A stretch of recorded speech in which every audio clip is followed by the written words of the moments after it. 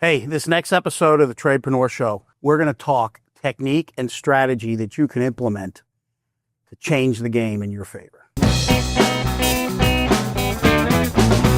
Welcome back to another episode of the Tradepreneur Show. I'm Patrick Summers, your host, the Tradepreneur, with Tanya, co-host. How you doing, Tanya? Doing awesome. All right. Great today. Yeah, I guess you are. You know, I mean, you got your hair in a bun and everything. So, I mean, it's hot outside. It's like 110. I thought you were demonstrating long hair safety for getting in attics and stuff.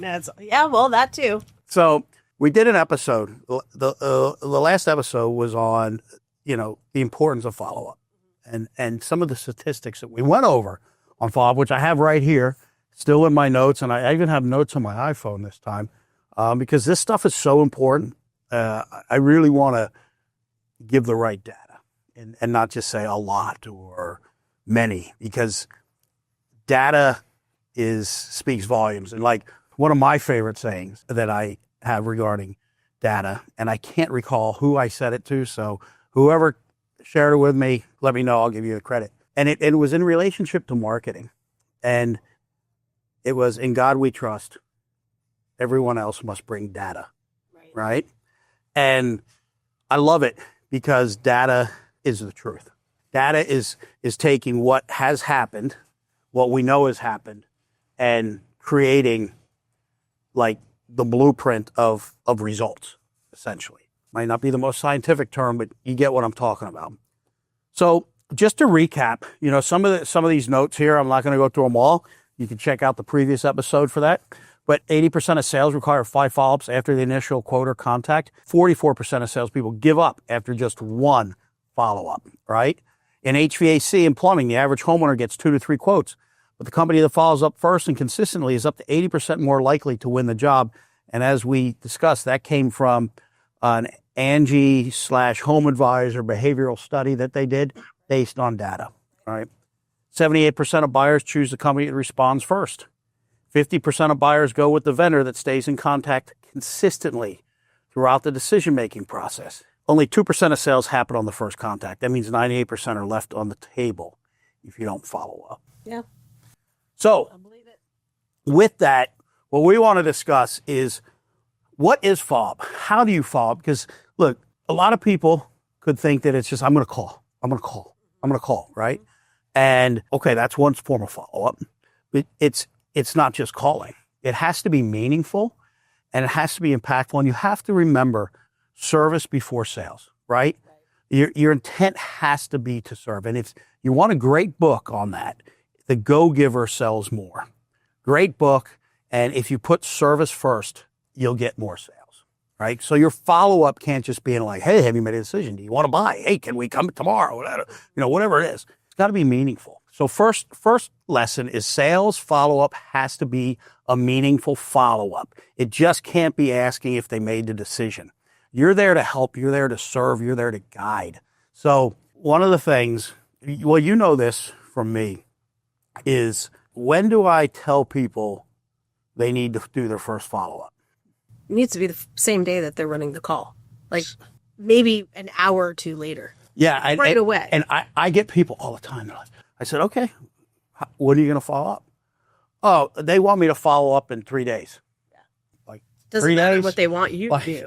You follow up. Yeah, because here's technique. Look, when you leave the home or somebody leaves your dealership, your salon, I name all these examples because even though we're the tradepreneur and I talk mainly the trades that I know really well, this applies to anything, And so the same day follow-up should be a follow-up to serve, right? So before you went home or signed off for the day, you called every one of your customers that you dealt with that day. First, you call the ones that bought from you. And you say, Mr. Jones, this is Patrick calling. I just want to say thank you for choosing to do business with us.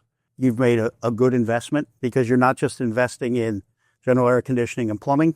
Your decision to invest with us, you're also investing with me as your consultant, as your advisor. So your investment is not just a new air conditioning system, a new panel, a new patio, whatever. It's an investment with a company that's going to be there by your side. So I'd just like to thank you. I want to just confirm that we do have the date that we're going to be out there to do the work set for this. And I'm going to talk to the crew. We're going to be set. I already passed along this information that we discussed about your dogs. And I'm going to try and stop by that day, but you have my number. You can reach out to me anytime. Thank you again. The ones that you did not close, you follow up the same day. Mr. Jones, listen, I just want to thank you for allowing me into your home today and giving me the opportunity to earn your business. I know we went over a lot of things, and it's not every day you buy a new fill in the blank. So I just want to call and see if you have any questions about any of the information we went over that I can answer for you. That's the follow-up. Nobody else, I guarantee you, nobody else. And like the 1%ers are doing that. The 1%ers are doing that. And guess what? If you're listening to this and you're not doing that, you're the 99%ers, right? You're the 99%ers. And the 1%ers that are doing this are like, yeah, don't tell them that. He'll probably listen like, shh, don't tell these people this stuff, right? But don't worry about it, because of the 99%ers that are listening to this, of that, how many are going to actually take any of this and put it into place? Here's the reality. Here's the harsh reality. 1%, right? 1%. We have people come tour and they get to see kind of behind the scenes here at the General. And I remember people would say, like, aren't you worried they're going to come in and take your stuff and this? I'm like, no, because they have to implement it. And people don't do that, right? How many people get a gym membership and don't go to the gym? Right. All the time. Right? Yeah. So it's the same thing. Like, so be a 1%er. So that's what the 1%ers do. The other thing you should do, whether it's the same day or the very next morning, you should be writing a handwritten card.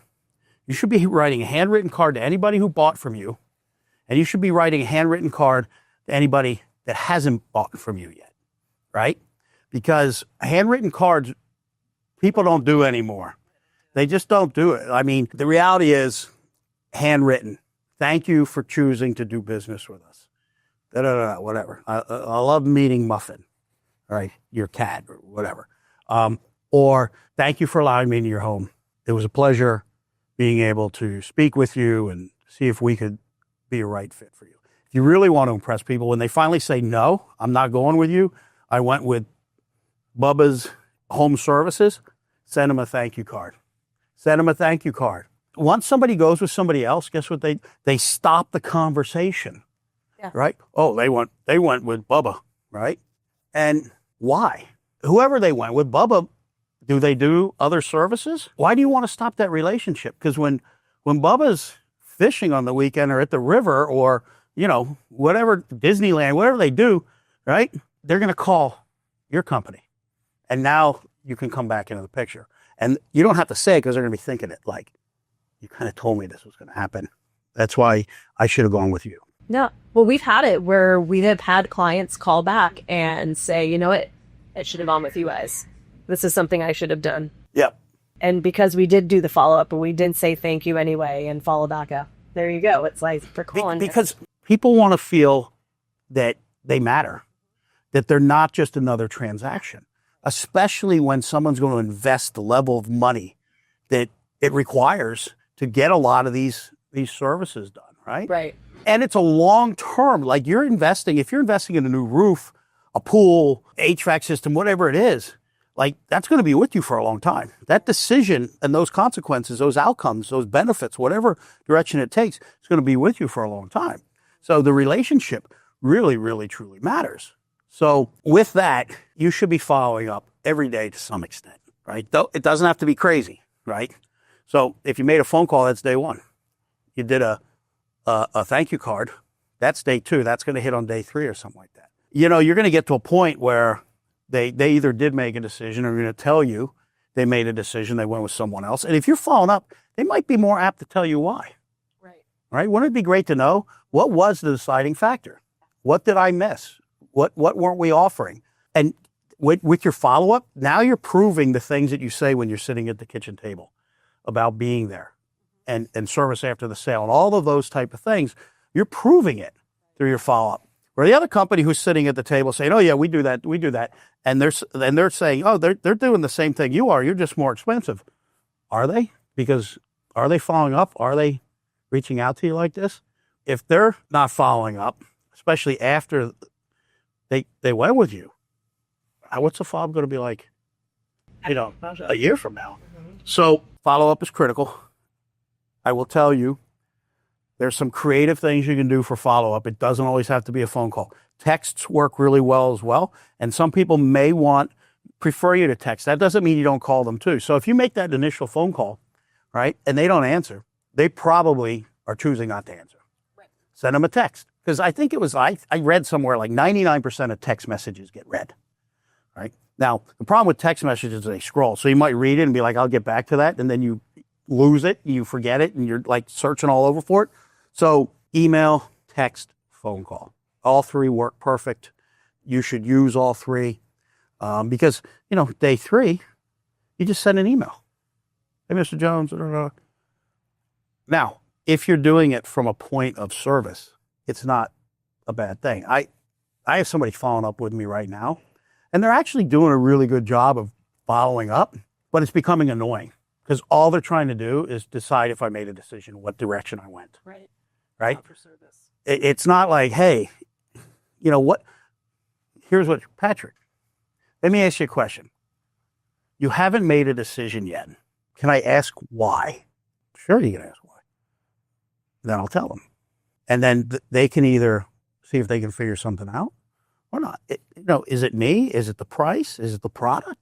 Is it not the right time? Just help me better understand. So, because these are the conversations you have further down the road, where now these are the conversations you have where you're like, look, I don't want to bother you. I'm going to continue to follow up because you're somebody that we can serve. And I think relationships are important. But if it's not the right time, just let me know. And, you don't need the customer to tell you when to follow up with them. Like, why would you follow up with me next Monday? So after I got 3 other bids, right? No. Be in there. Be there, interjecting. Be there. Don't let them forget you, right? We mentioned in the last episode a little bit, and we're going to talk more about it in this episode. Some of the creative things you would do for follow-up. You're going to look so serious now with your bun.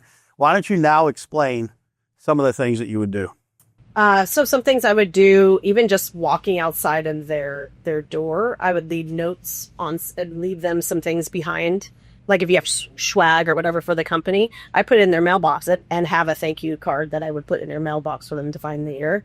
I like taking video. So if there was a certain system that they love, that they really, really were excited about, I'd go to an install and I'd video myself and I'd video the installers installing it and showing them how we do it.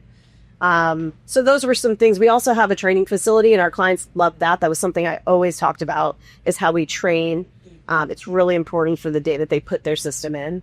So I would actually go into the training facility, film myself, say, hey, this is what I was talking to you about. And one thing that I really loved doing was recording you. So I'd come to you as the owner of the company. They've never met you. And you would record and you would say, thank you for having Tanya out and for giving us that chance. But if you need anything, I trust Tanya's going to take care of you. But if you need anything, here's my cell phone number. And I think that that's huge because who does, right?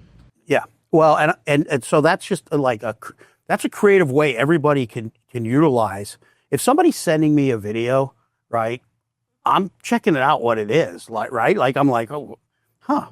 What if this individual who's following up with me, sent me this video, said, hey, listen, I know you're busy, and I'd be like, okay, I'm going to watch it, right? So everybody has one of these. Yeah. Everybody can do that.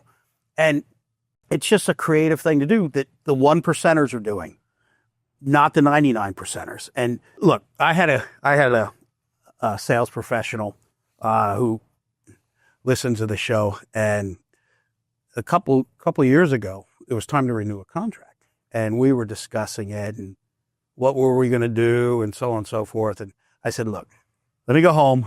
I'll be in tomorrow. I'll get it done tomorrow.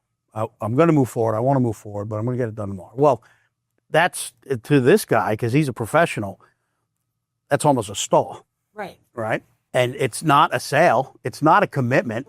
It's like it's a waiver. And I'm on the fence. I could fall to either side through the night. I come into the office the next morning. I get in early and I go walk. I leave my office and I'm doing some things and I walk over to the operations side. And right at the reception area on the counter are 2 boxes. This is like 7 a.m. 2 boxes of Krispy Kreme donuts, right? And then there's a note. It says, "Do not forget to sign the deal." I was like, if I read it, I'm like, what the hell is this? Oh, I'm like, I know who the hell sent this to me. I was like, do you know what I did? I went and I got the deal signed because I was going to do it, right? I was pretty sure I was going to do it. But at the time when I said I'll do it tomorrow, why wasn't I just going to do it now? It's a DocuSign. I can do it on my phone. I can do it on my desk because I'm still like thinking. I'm like, do I want to do it? Maybe I'm going to cut it down a little bit, change it a little bit. Do I really want to do it as it's structured? That was my stall to buy time. And he knew that, right? He also knows me that, like, he's not going to move me forward by pushing me. So he just said, look, okay, great. But first thing in the morning, he hung up that phone with me, and he didn't just, like, kick back and spin around in his chair or think what he's going to do.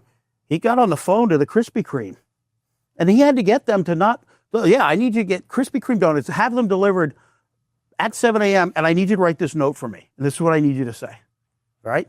That's creative follow-up. Right. That tells me I'm not just another number, right? So I do want to share some things here because this is really, really important.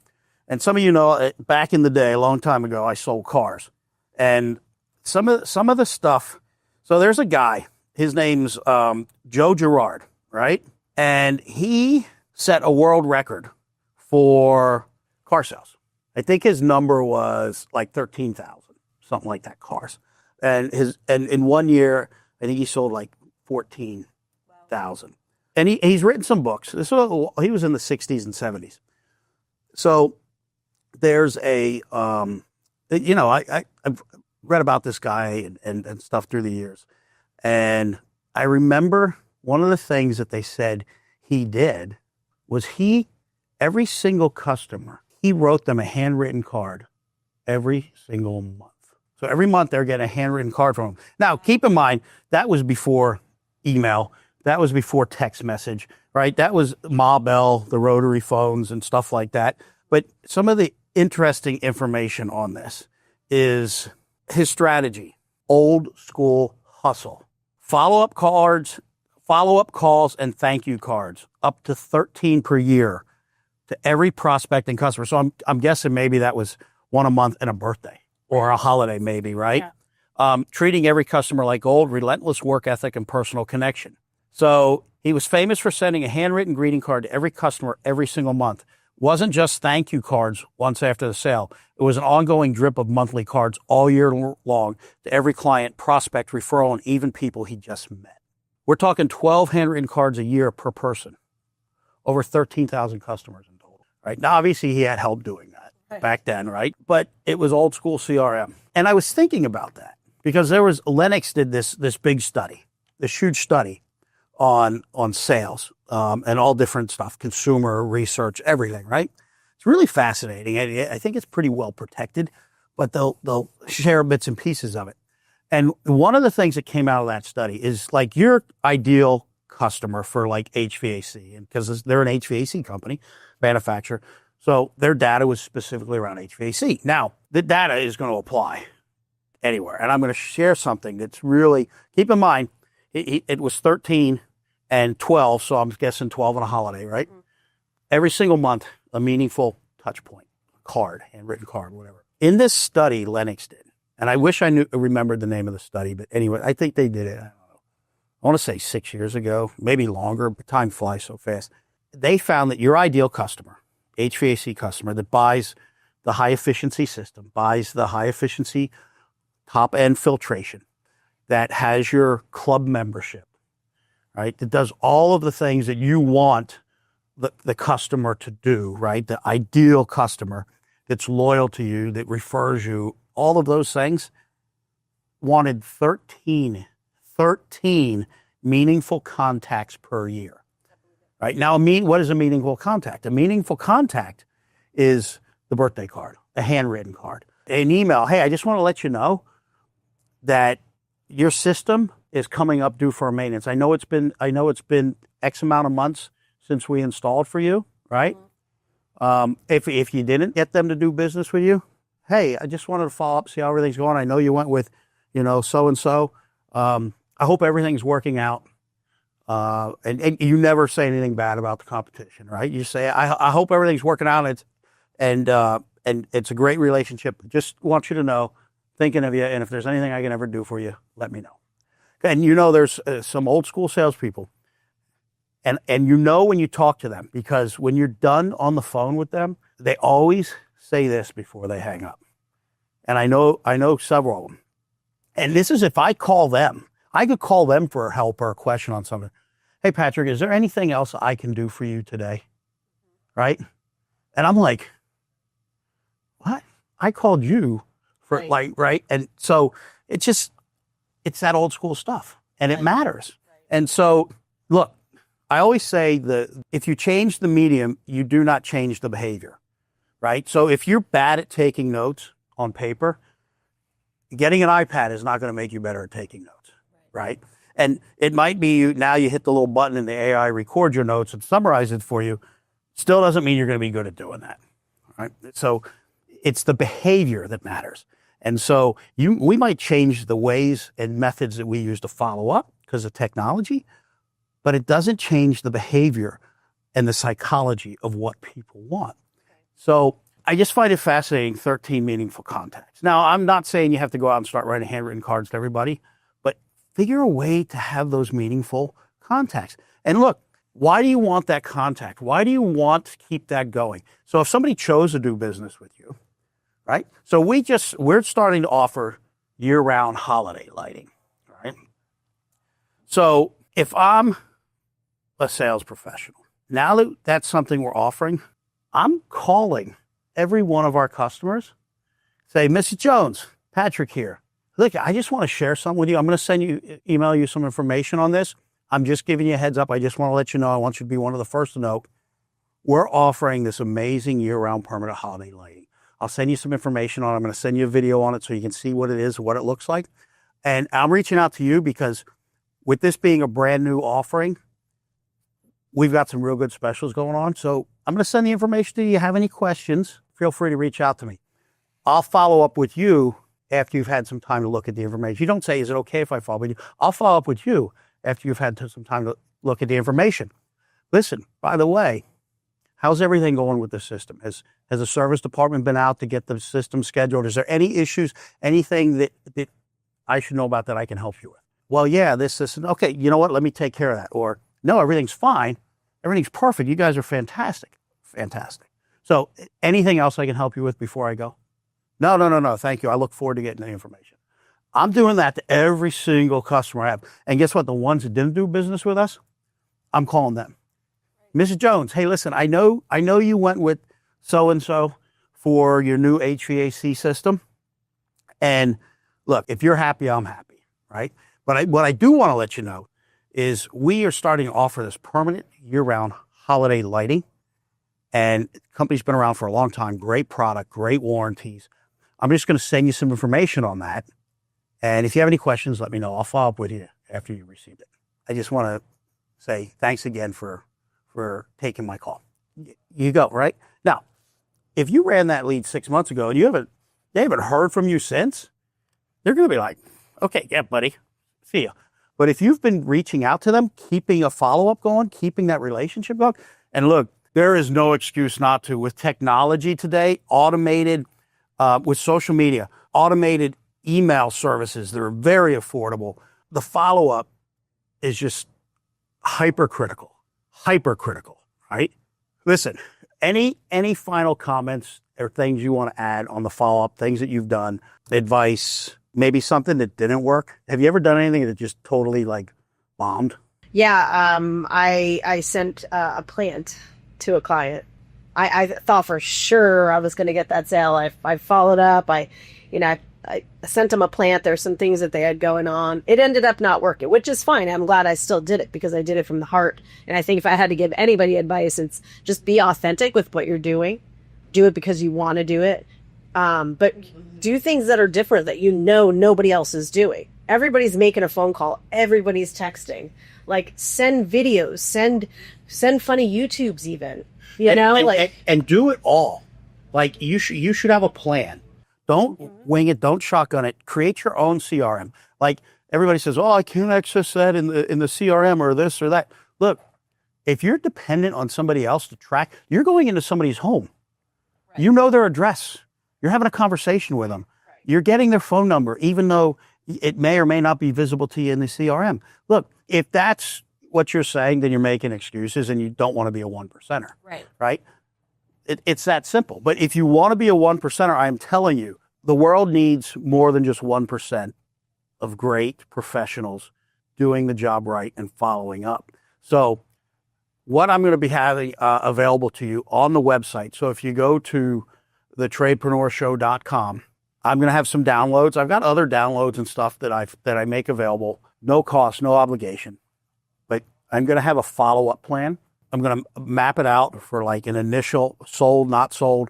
There'll be a flow chart, some things that you can take and make your own and use that will work. I guarantee you, if you develop a good follow-up plan, you stay consistent with it, and you're true to it, and you come with the heart of a servant, it will make a huge impact in your life and the lives of your clients.